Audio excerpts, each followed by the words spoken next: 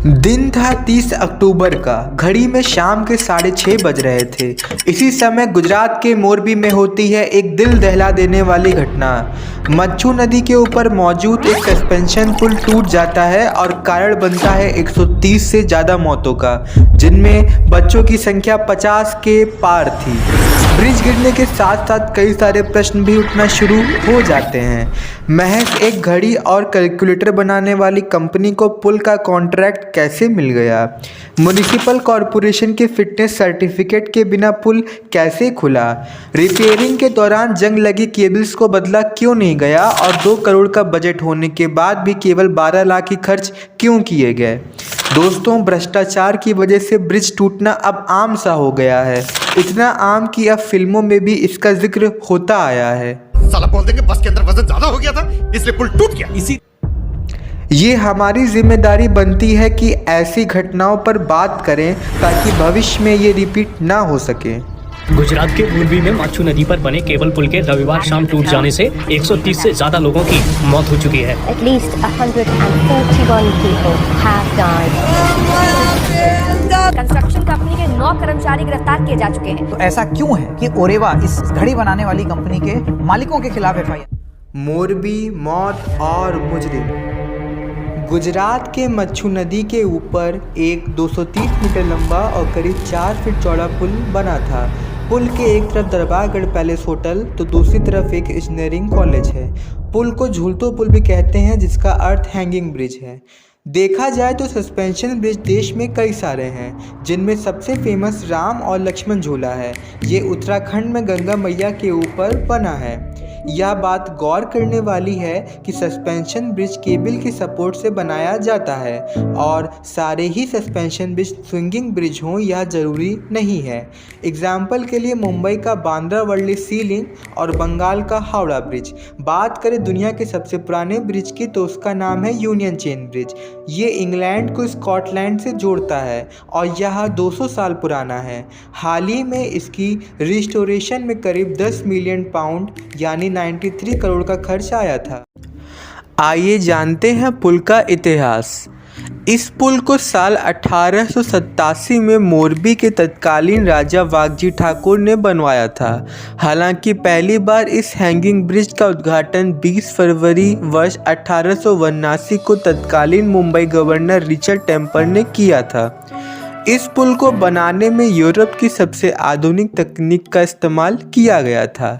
इस ब्रिज को बनाने में तब के समय में लगभग 3.5 लाख रुपए का खर्च आया था। कुछ 100 सालों बाद आगे चले तो 2001 में आए बुज भूकंप के कारण इस ब्रिज को भयंकर नुकसान पहुंचा था। 1960 में मोरबी म्यूनिसिपैलिटी का गठन हुआ। तभी से इस पुल की देखरेख का जिम्मा म्यूनिसिपैलिटी के कंधों पर ही रहा। इस म्यूनिसिपैलिटी के अनुसार जब पुल का निर्माण हुआ तब एक समय पर पुल पर मात्र 15 लोगों के रहने की ही अनुमति थी और पुल की देखरेख अच्छे से हो सके इसीलिए 1 रुपये टिकट भी रखा गया। अब आता है वर्ष 2008। इसी वर्ष में ओरेवा इस पुल के साथ संबंध में आता है। 2008 से 18 तक का कॉन्ट्रैक्ट ओरेवा को दिया जाता है।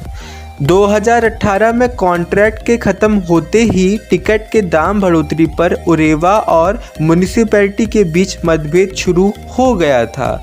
इसी कारण कॉन्ट्रैक्ट को रिन्यू नहीं किया गया। करीब 2 साल तक ओरेवा और मोरबी म्यूनिसिपैलिटी में मतभेद चलते रहे। सूत्रों के अनुसार प्रदेश के अधिकारियों के दखल के बाद दोनों के मतभेद खत्म होते हैं और म्यूनिसिपैलिटी को टिकट के दाम बढ़ाने पर मजबूर होना पड़ता है। अब आता है दिन 3 जून का। इस दिन एक नया 15 साल का कॉन्ट्रैक्ट ओरेवा प्रेजेंट करता है म्यूनिसिपैलिटी को। इसके तहत ब्रिज का फुल फ्लेज रिनोवेशन कराना इस कॉन्ट्रैक्ट का हिस्सा था। 27 अगस्त 2020 को म्यूनिसिपैलिटी प्रपोजल के लिए हामी भर देती है, लेकिन कोविड के कारण ब्रिज बंद पड़ा रहा। ठीक 1.5 साल बाद यानी मार्च 2022 में इस एग्रीमेंट को साइन किया जाता है, जिसके अनुसार अजंता मैन्युफैक्चरिंग प्राइवेट लिमिटेड जो फ्लैगशिप कंपनी है ओरेवा की, वो अगले 15 साल के लिए इकलौती जिम्मेदार होती है ब्रिज के सभी प्रकार के मरम्मत के लिए। लेकिन दोस्तों, ध्यान देने वाली बात यह है कि इस एग्रीमेंट में कहीं भी इस बात का जिक्र तक नहीं होता है कि एक समय पर कितने लोग इस पर चढ़ सकते हैं। ब्रिज रिपेयर के लिए 8 से 10 महीने का समय दिया जाता है, मगर ब्रिज का काम समय से पहले ही ख़त्म हो जाता है। रीओपनिंग का दिन था 26 अक्टूबर 2022 का और इसी दिन गुजराती न्यू ईयर भी मनाया जाता है। 24 अक्टूबर को ओरेवा ग्रुप के चेयरमैन जयसुख पटेल एक इंटरव्यू में कहते हैं, ब्रिज के रिनोवेशन का बजट था 2 करोड़ और 100% रिनोवेशन कराई गई। इतना ही नहीं, उन्होंने दावा भी किया कि 8 से 10 साल ब्रिज का कुछ नहीं होने वाला।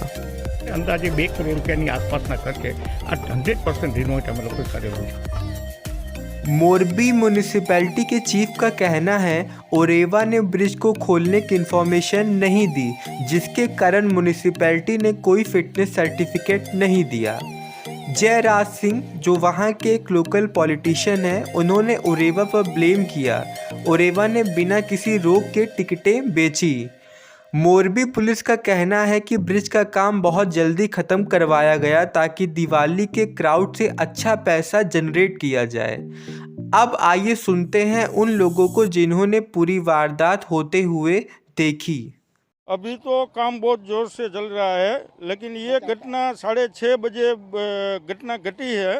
तो 6:30 बजे ये पुल जो टूटा, तो अभी दिवाली का माहौल था, तो दिवाली में क्या है, सब गेस्ट लोग यहाँ आते हैं, तो ये घूमने की बहुत अच्छी जगह थी, तो सब घूमने आए थे, बहुत छोटे छोटे बच्चे थे।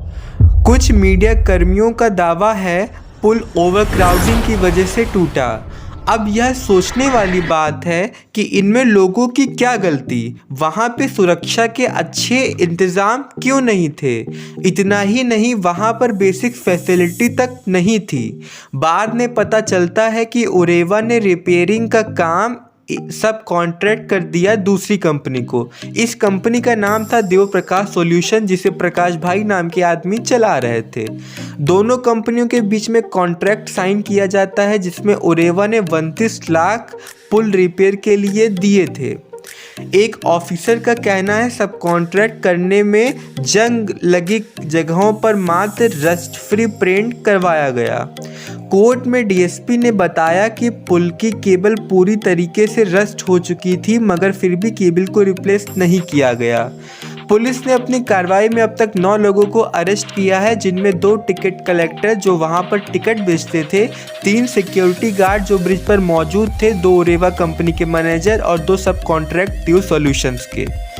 हमारे पत्रकारों ने सारी रिस्पॉन्सिबिलिटी ओरेवा पर डाल दी। ओरेवा ने रिस्पॉन्सिबिलिटी टिकट कलेक्टर और सिक्योरिटी गार्ड और अन्य पर डाल दी। इन सब कार्रवाई के बाद भी कई सारे प्रश्न खड़े होना लाजमी की बात है। क्या टिकट कलेक्टर को बरी का बकरा बनाया जा रहा है? अब आप भी यह सोच के देखिए कि टिकट कलेक्टर को क्या पता कि एक समय पे कितने लोग ब्रिज पर आ सकते हैं। अब तक कंपनी के मालिकों के खिलाफ कार्रवाई क्यों नहीं की गई? माना कि कई सारे मालिक होते हैं एक कंपनी के, मगर वो कौन था जिसने प्रेस कॉन्फ्रेंस करके कहा था कि पुल को 8 से 10 साल तक कुछ नहीं होने वाला?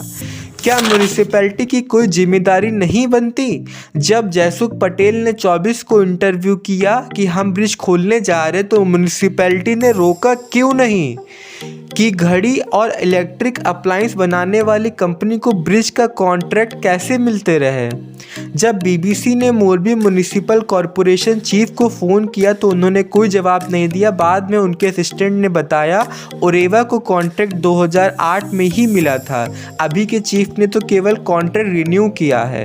क्या कंपनी और किसी पॉलिटिकल पार्टी के बीच में चंदा और धंधा का खेल था? कारण कुछ भी हो, मगर अब ये हमें सोचना चाहिए कि इस तरीके की घटनाएं कैसे रोक सकते हैं।